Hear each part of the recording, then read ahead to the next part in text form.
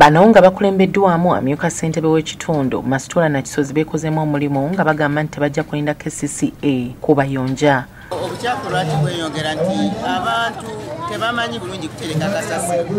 N'ekirala emmotoka za City Council tezikyajja ez'obwereere nga bwe zajjanga. Kati emmotoka eziriwo za kusasulira.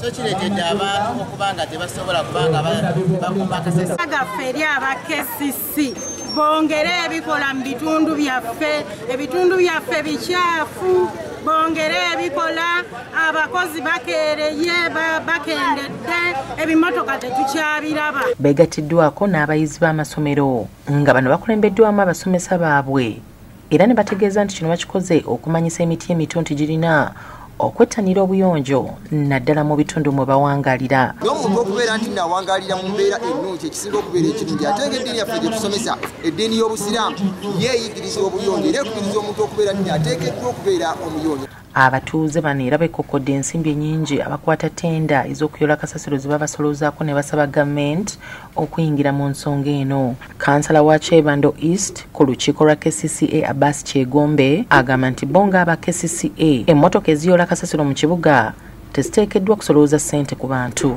Kasasiro si mungi nnyo mu bantu wabula nti enkwata ya kasasiro amuli gye bamukuumamu ekyasinza okubeera enzibu. Era tunaaba tweteeseteese bulungi nnyo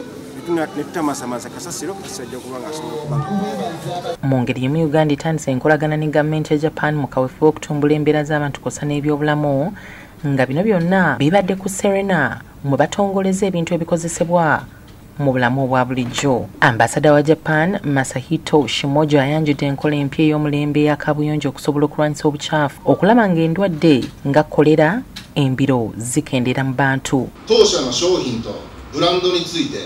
皆様方の顧客と知識を共有していただければ幸いであります。Omukolo guno gwetabiddwako Minisita omubeezi w'eby'ettaka Pasis Namuganza nga yabadde omugenyi omukulu ategeeza nga Uganda kati wegenda okutandika okukozesa ebintu eby'omulembe mu campaign ey'okubunyisa obuyonjo. Allow me also to inform you that still as government we have put in place so many incentives that really help our business partners.